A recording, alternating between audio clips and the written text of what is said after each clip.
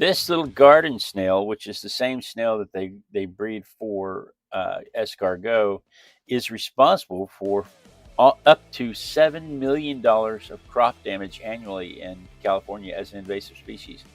We'll talk about that and more fun snail facts as we watch this little escargot.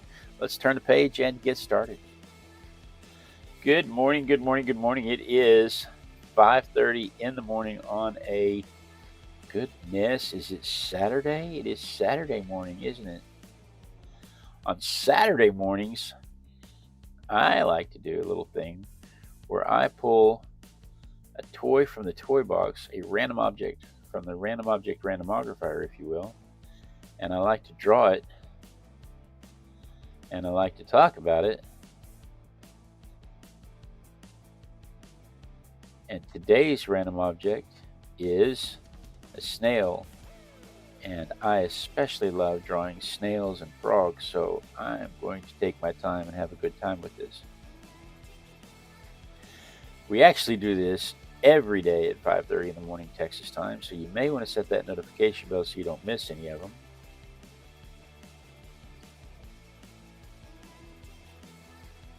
I have my mom on my phone. You can hear her talking. You may hear her talking throughout the show. She watches the chat and lets me know when people arrive. And good morning, Rick. Lets me know if anybody talks in the chat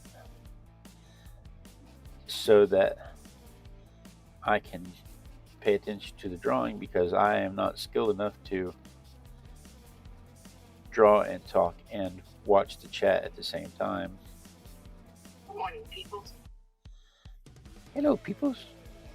We used to always start the show with that, didn't we? Hello, Yes, we did. hello, peoples.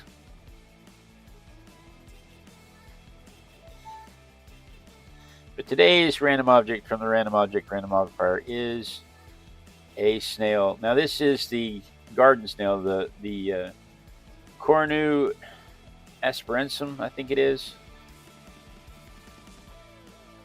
And these things are native to the Mediterranean. This is specifically the one that the Romans spread throughout Europe for food. The Romans carried these things around specifically for food. They carry them around in their satchels, and now they are live practically everywhere on every continent. They're very versatile in the areas that they can live.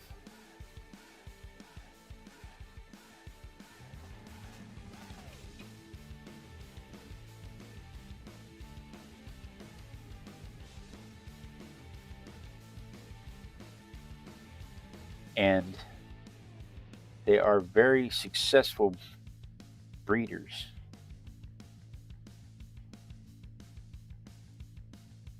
Which is great if you're growing a crop, if your crop is snails, but it's not so hot if they are destroying your crops.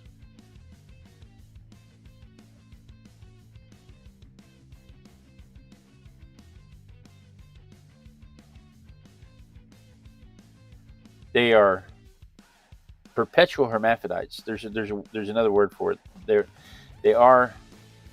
They are both male and female at all times. And when it comes time to mate,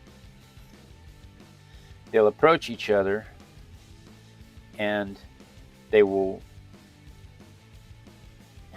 race. I don't know if race is the right word. They will compete to get into position to fire what's commonly called a love dart at each other. And this thing is a calcium. It's a hard calcium dart, and when the dart is covered in hormones, and when the dart hits the snail, the receiving snail becomes the mommy for that session.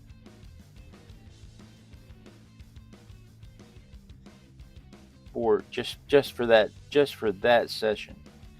And it doesn't always take. It's not always 100%. Sometimes both snails get their eggs fertilized because What is that? what's that? No, my computer. I'm sorry. It's okay. Just for that. Just for that. Oh, that's me talking. I thought that was Dad talking for a minute.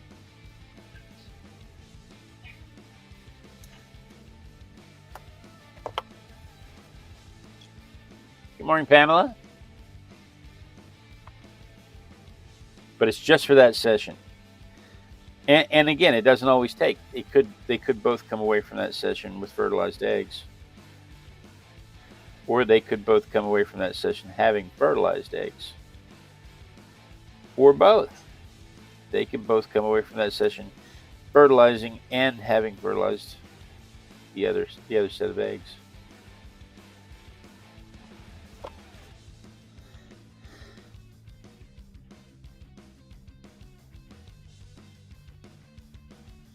I do love drawing me some snails. This is one of my favorite subjects to draw.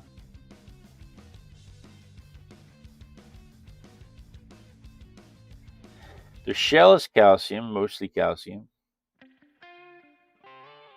They grow it their whole lives.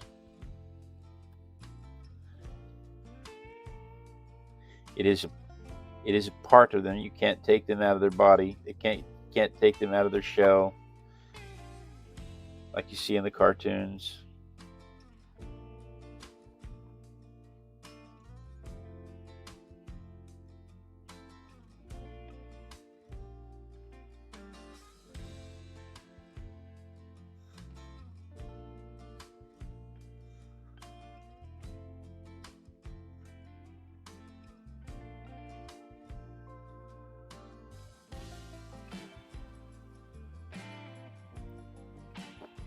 Oh, goodness.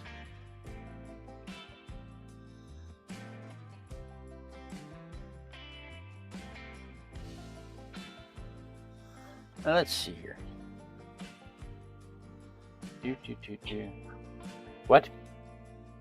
Look at his little face. They don't have teeth like we have teeth. They don't have jaws and mouth like we have jaws and mouth. They have different kind of teeth that are like little scrapers, and they're on a ribbon that goes around this whole shape here, and they just kind of scrape whatever they're eating. They just kind of shave it into their mouths. They have about 14,000 teeth on a radula, is what it's called.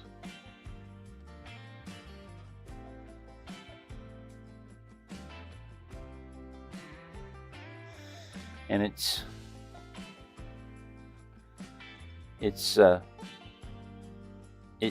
they're just constantly scraping at whatever they're trying to eat.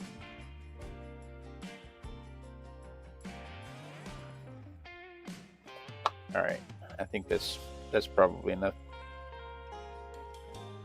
to get rid of the pencil marks so we can move on to the shading. I'm going to go back here just a second, and I'm going to add some texture to that shell.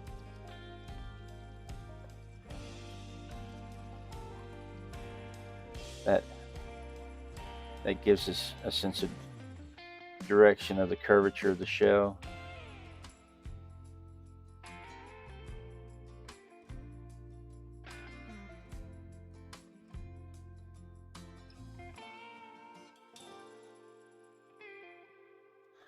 And then I'm going to erase all of the pencil marks because they confuse me.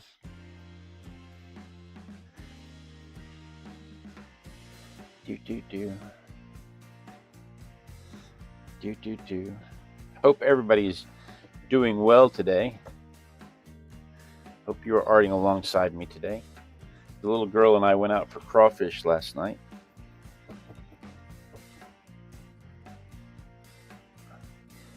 And I stayed up entirely too late.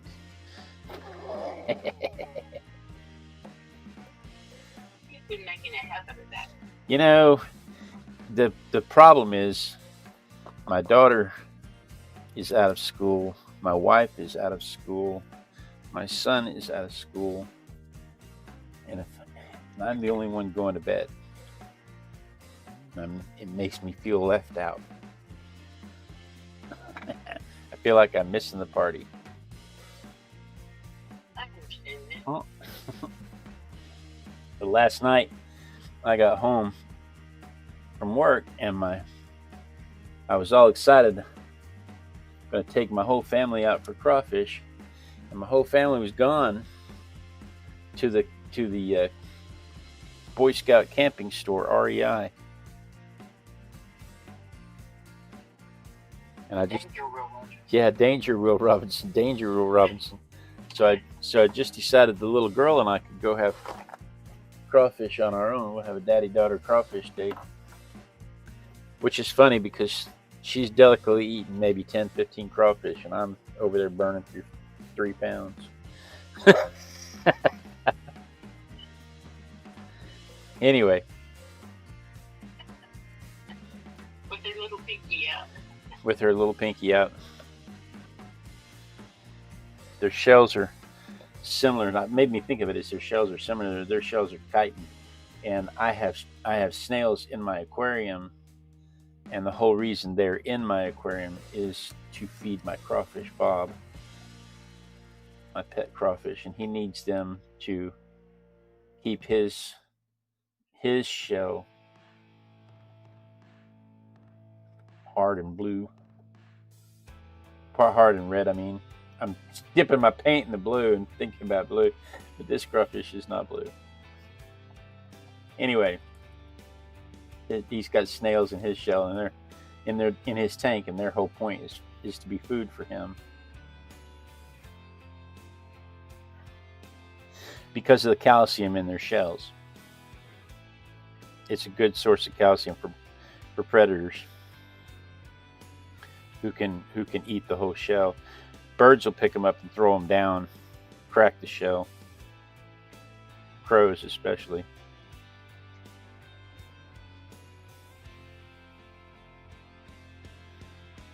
But a lot of the animals that eat these things have adapted to eating them, shell and all, because of the calcium in their shell.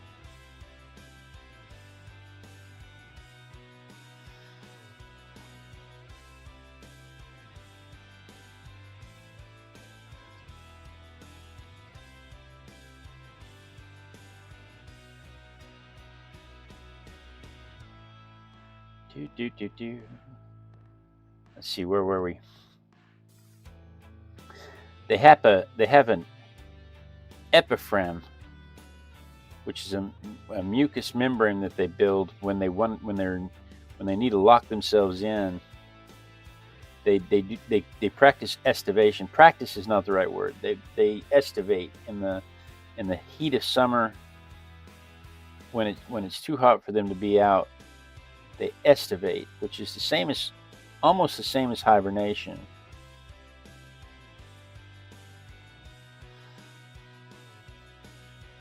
Almost the same as hibernation.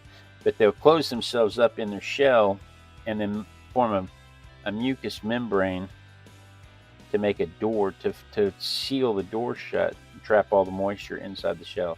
So if there's a drought or excessive heat, they'll lock themselves in and seal the door.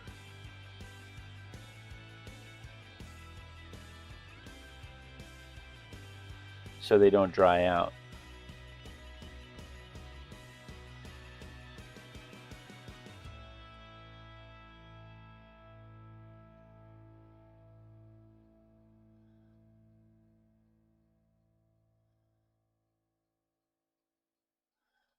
I haven't seen as many this year. No, normally we see, but it's still early. The season's still early. But I put that in the universe. It's just May. June, I guess it's June now. It is June, I guess.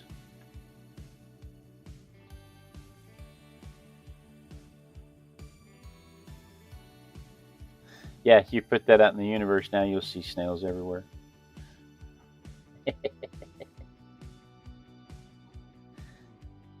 My mother's not as big a fan of snails as I am because her potted plants become fodder for these little critters.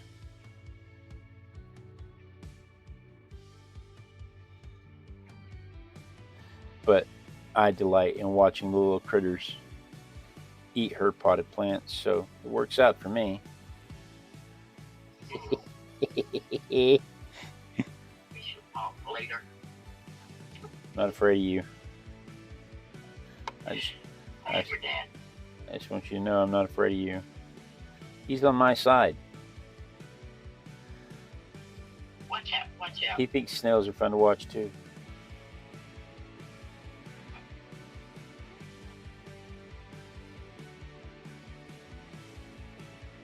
I went through fighting the snails and fighting the squirrels eating the bulbs. You two Now, You two with your squirrels and birds and are a hoot.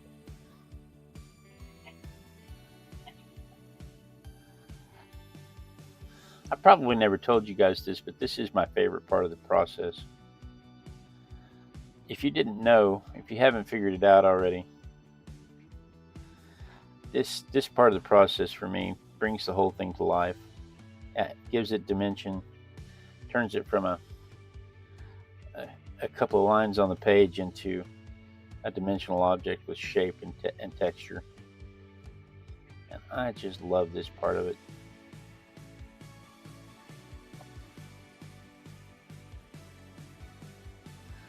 If I've never told you before, I may have never told you guys this before. I don't want it to come as a shock. I'm not trying to be controversial. we feel honored you shared with us.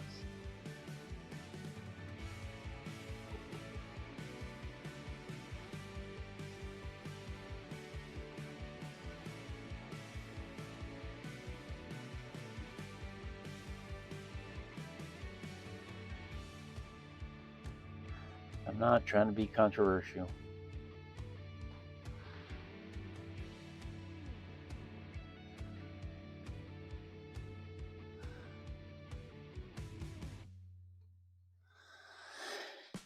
I need those shadows darker though. They need to really stand out. This one, and then I need that snail shell shadow in the back over there that I've been neglecting.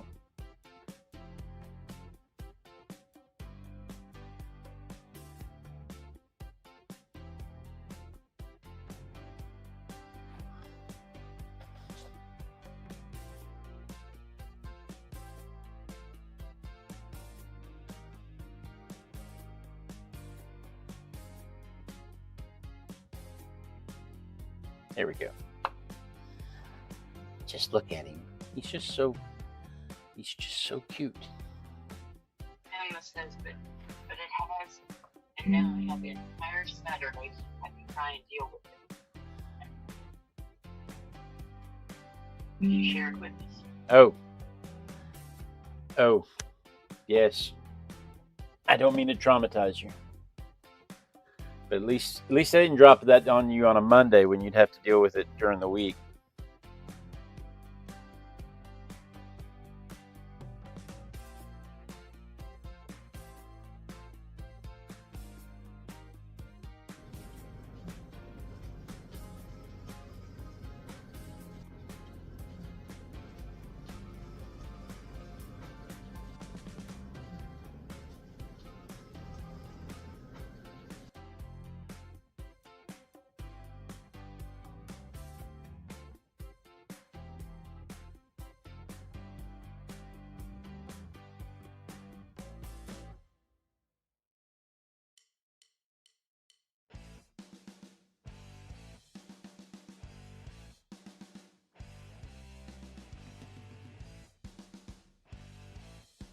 don't think I said good morning to my dad this morning. Good morning, Dad. I'm sorry. I've apparently ruined Pamela's plans for the day, because now she has to set time aside to cope with the news that shading is my favorite part. I'm gonna hit this whole thing with some ochre. I'm just gonna tone the whole thing with some ochre. Start there. We'll figure out how to get the vermilion on it here in a second, because I will need to warm up some parts of it. The shell especially. But I'm just going to start with some ochre. That way, if I have any places I missed, the ochre will shine through.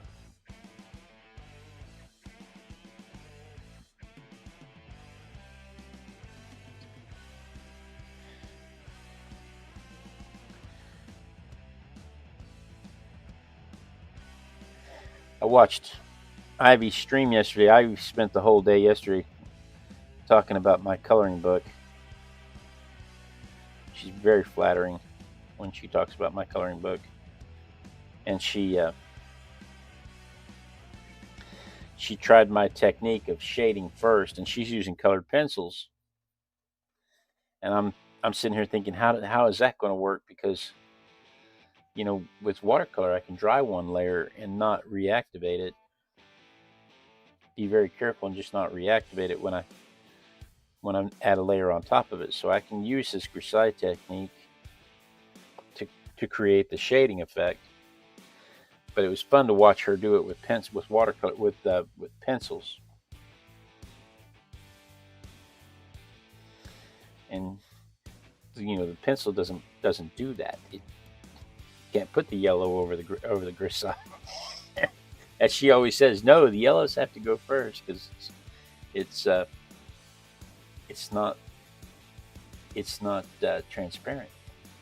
I mean, it's not opaque, but neither is it opaque in watercolor. All right, now let's get some thin vermilion and go over that shell.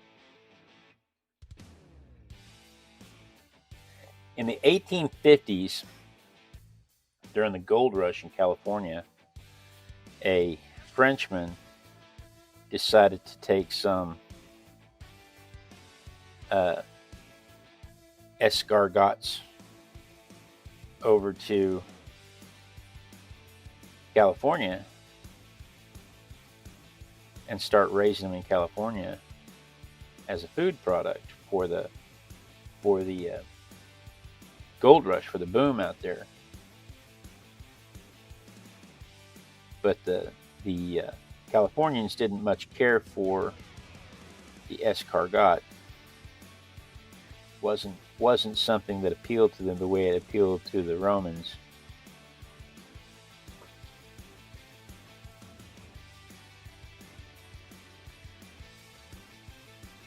And so it never really caught on for him.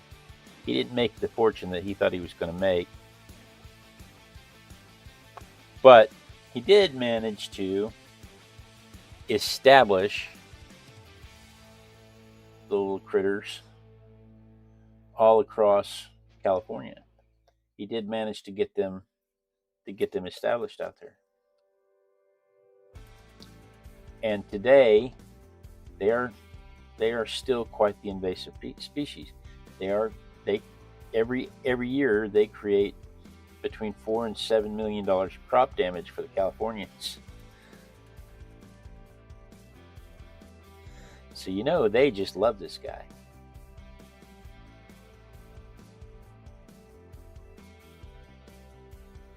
Right?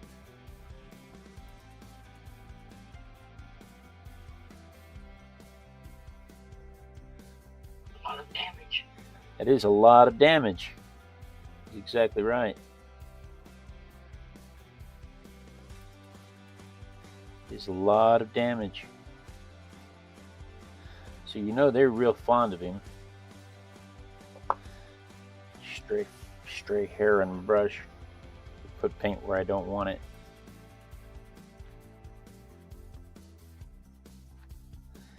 I want about that color, but I don't want it that dark. Where's my salt? I'm going to need my salt for this part. Not on the snail. Say again? Not on the snail, you don't want salt. Well, he won't feel it.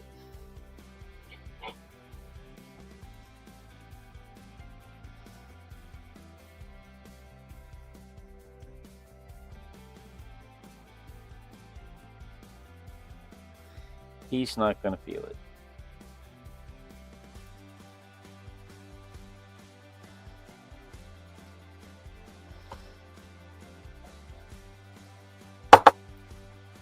The humidity's got my salt shaker. This may come as a surprise. We have a little bit of humidity issues here in Texas, in Houston. What? I know.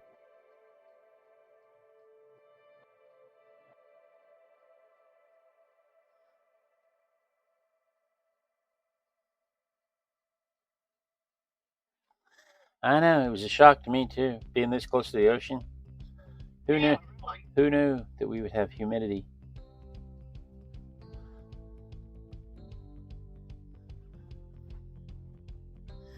Who could have foreseen that? You know, I remember my first time being in Houston for training and experiencing the humidity here for the first time like that, having grown up in Oklahoma. Now, Oklahoma has a fair amount of humidity too. Don't kid yourself. But my first time being in Houston, I thought I was going to die. I had to have an inhaler. It was rough.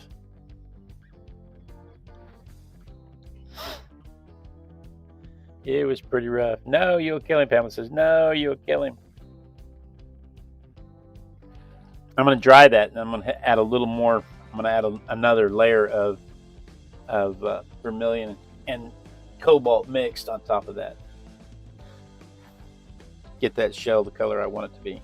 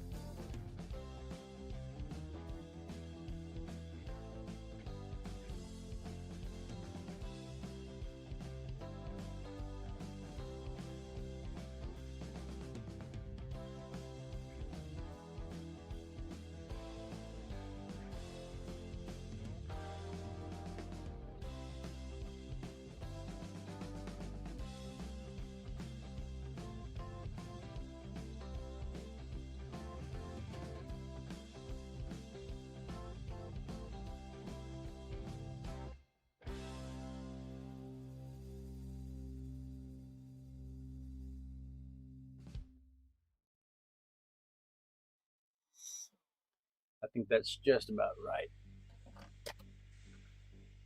Scrape the salt off.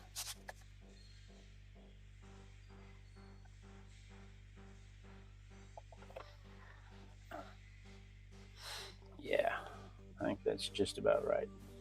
All right, let's do a little. Let's go over that whole upper shell with some vermilion now. I said, no, you'll kill him. I saw that. No, you'll kill him.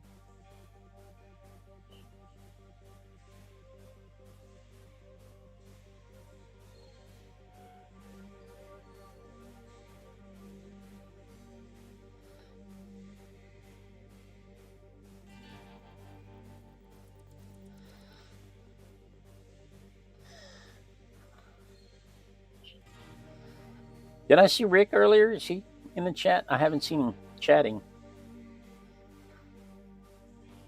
He's starting. Good. I presume he is.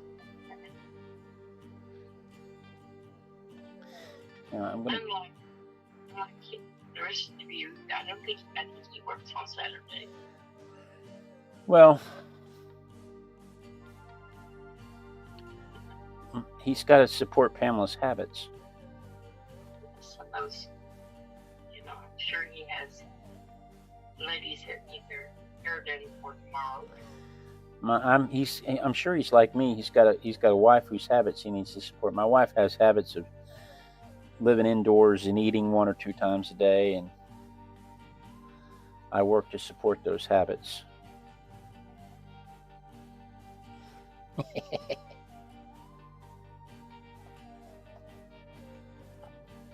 I better be careful. She makes more money than I do. She's liable to put me out.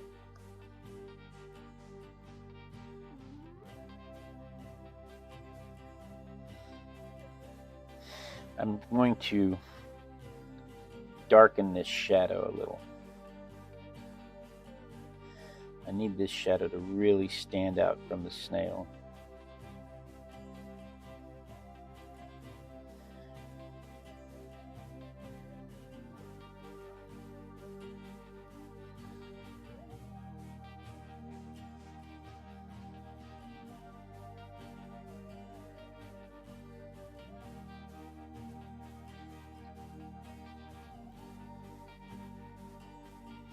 So let's just darken the shadows just a little bit.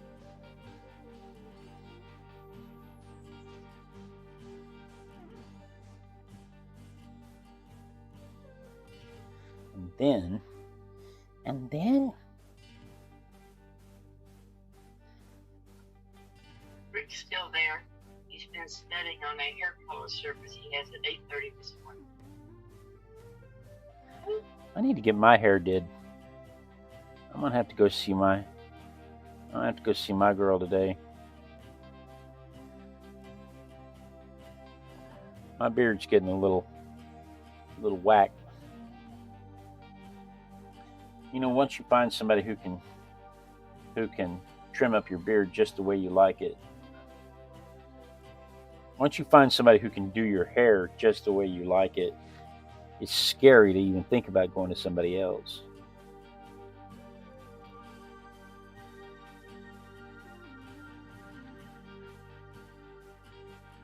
It took me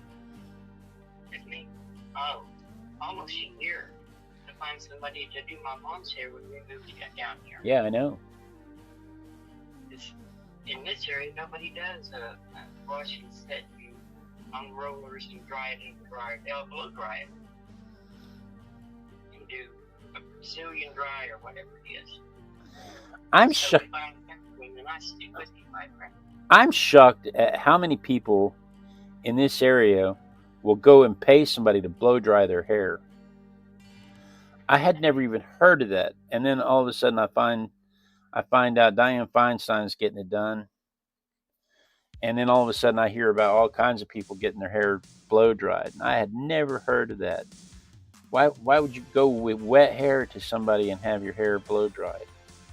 No, you go and you're pampered. They wash your hair, and then it takes some, especially if you have long hair. They do it in layers around the brush. So you have to remember, I am an uncouth male.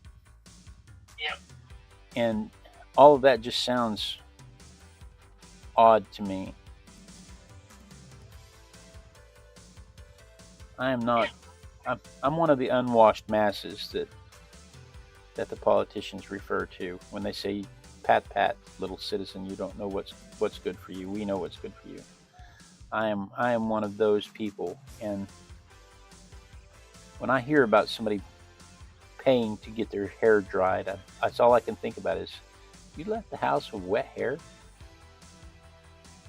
No, you didn't. I used to feel that way about having your nails done. I never, all the 5 years I worked, didn't have my nails done. I did them myself. And then one time I had them done, and now I'm like, oh, I miss that. Yeah. I like having my nails did.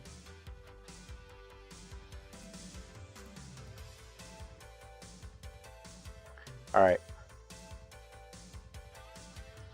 I think we just about got that where I want him for some ink.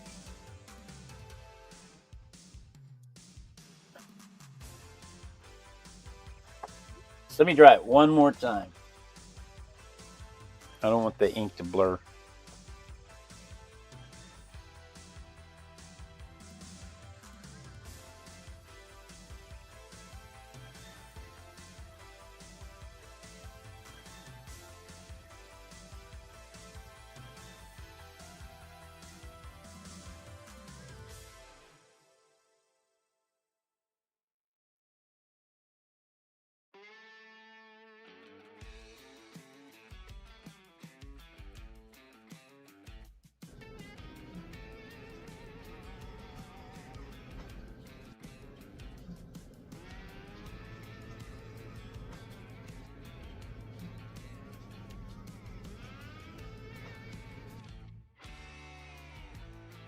But yeah, even for me, back when I had hair that grew consistently across my head, which is 25 years ago, if I found somebody who could do a flat top and do it right, because I wanted a high fade flat top. If I found somebody that could do it right, I would always go to that person, because it takes a long time to grow it back out. So I get it.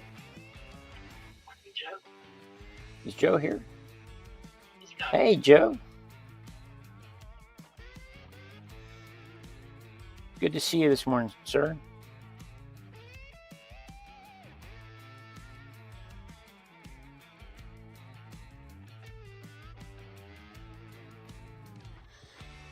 Do.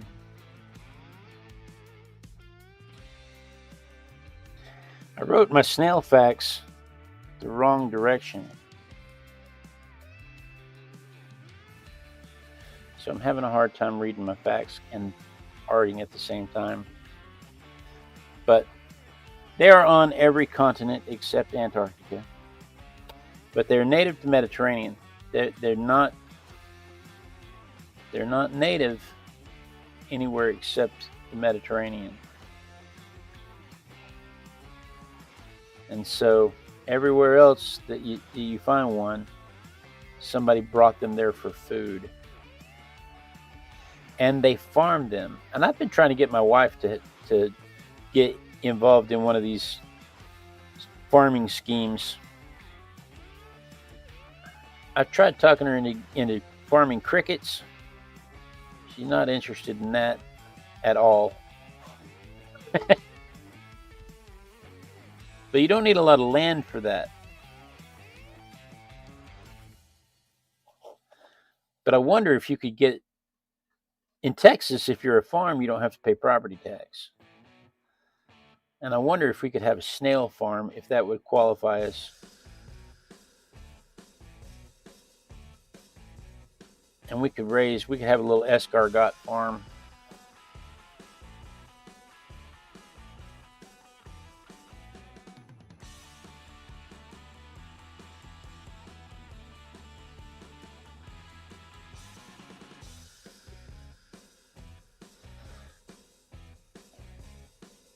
I wonder if we could get away with that and not have to pay property taxes.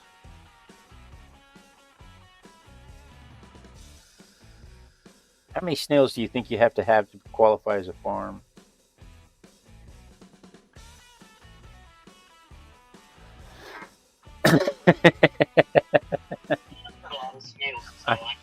I can tell you that France exports 300,000 tons, or 300,000 tons annually. That's a lot of snails. What'd Joe say? He says snails taste like dirt. Snails taste like dirt. You know, my very first time for trying escargot was at a steak and ale in Oklahoma City. And I was excited because I like being, it's more for me, it's like oysters on the half shell. It's more like I get to say, yes, I eat those snotty little things. I enjoy oysters on the half shell, but I don't know if I actually enjoy oysters as much as I enjoy cocktail sauce with extra horseradish. I'm not sure. I'm the same way as sushi. I'm not sure if I enjoy sushi or if I enjoy wasabi and soy sauce, because I cover it in wasabi and soy sauce.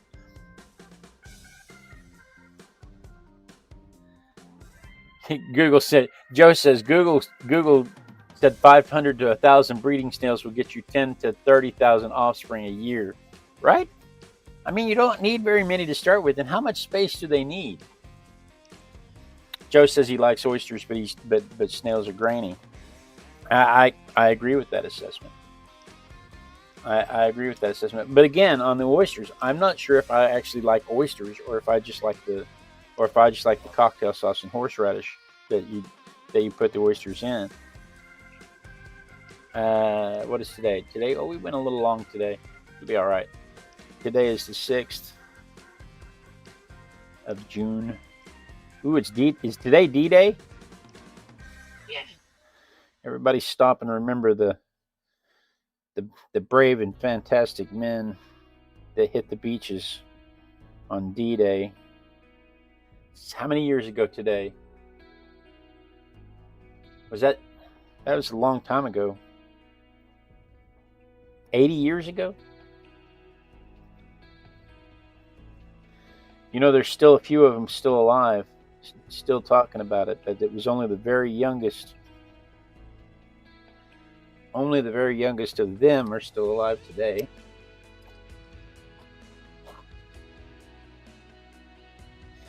But there's my snail compared to the photograph. Let's see, 7 to 20 snails per square meter. Joe says you've got to have 7 to 20 snails per square meter. It's 82 years ago today. 7 to 20 snails per square meter. So if you have 10,000 snails, you've got to have 5,000 meters. 5,000 square meters, which would be roughly 20,000 square feet.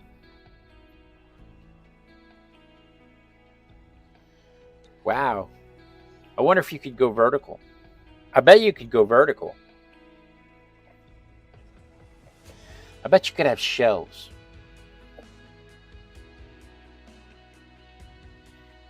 If you had 4,000 square feet, 2 vertical walls and shelves,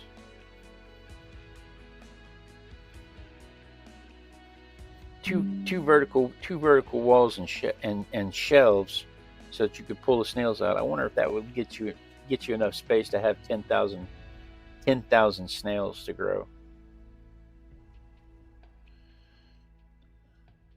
Anyway, there it is from my perspective. I love painting snails.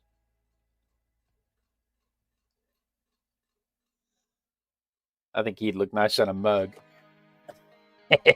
He's going to look really good in a coloring book for sure. All right, so that's what I did today. Tomorrow, what do we have tomorrow? Oh, the suspense. The suspense. What could it be? Whatever could it be? Oh, you know what? That was the wrong egg. It's this egg. That was yesterday's egg that I haven't put away yet. Yes. Tomorrow, and you're going to want to remember this, it's the Alamo. Remember the Alamo. Anyway, tomorrow we're gonna draw the Alamo. We're gonna talk about how they fought to the last man standing. We're gonna talk about the reasons they were fighting that are not as clear cut as people made it out, as the movie made it out to be. We're gonna talk about all kinds of fun stuff about the Alamo tomorrow while we sketch this little historical monument. So you may want to set your notification bell for that so that you don't miss it tomorrow morning at 5:30 a.m. Texas time. That'll be a fun one. I've been to the Alamo a few times. That's a great place. But Dino chicken. No, it wasn't a dino chicken this time. Joe, you missed it yesterday. Yesterday was dino chicken. But anyway, guys, thank you so much. Thank you so much for joining me. I really do appreciate it. This is my favorite time of the day when I get to art with my besties. I look forward to it every day. It holds me accountable to my art practice and is often the only art I get to do. And I'm happy that you guys are arting along with me while we do it. We're going to be sure and be here tomorrow. Same Artistic Biker time, same Artistic Biker channel. And then we dance. We dance until somebody says they see me dancing, because when they see me dancing, that means the lag has caught up with the stream and I don't have to worry about being cut off mid-sentence. It means that everybody has a chance to say hello and goodbye to each other. It gives you a chance to click the clicky thingies this way if you're on the horizontal, or this way if you're on the vertical.